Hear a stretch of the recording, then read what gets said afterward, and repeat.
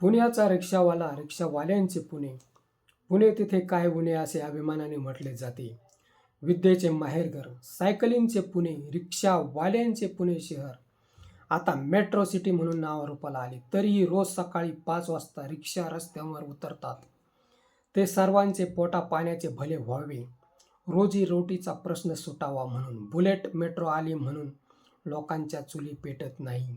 आता चुली नाही तर गॅसची किंमत काय आहे ते आता सर्वांनी एकदा पाहून घ्यावे.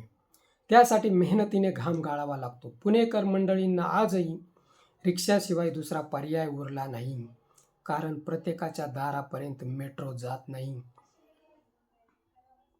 आशिया खंडात सर्वात जास्त रिक्षा फक्त पुण्यातच आढळल्याचे गिनीज बुक ऑफ वर्ल्ड रेकॉर्डमध्ये नोंद झालेले आहे.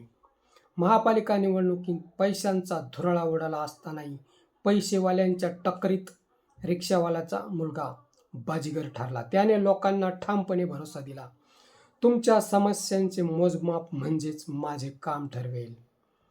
तुम्हीच मग निवडा कामाचा माणूस की पैशांचा माणूस. ही रंजक कहाणी ठाकरेंचा एकमेव ढाण्या वाघ नितीन गावडे यांची आहे. महापालिका प्रशासनाला आता गावडे वावडे ठरणार नाहीत.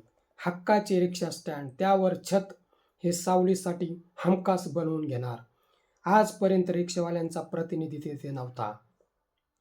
सर्वच धनदांडगे होते. सैन्य पोटावर चालते, प्रचारक मात्र नोटावर चालतात. हे गावडेंनी येथे खोटे ठरविले आहे आणि स्वतःचा प्रचार घरोघर करून स्वतः बाजीगर ठरले आहेत.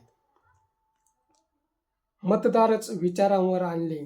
पुण्याची ओळख ही कायम राहणार. रिक्षावाल्यांचे पुणे हे नावारूपाला आलेले कायम रिक्षावाल्यांचेच म्हणून ओळखले जाईल, हे नितीन गावडेंच्या यशाने एकदा दाखवून दिले आहे. मित्र, हा व्हिडिओ कसा वाटला ते कमेंट बॉक्समध्ये सांगा व ॲक्शन मराठी चॅनलला सबस्क्राईब करा.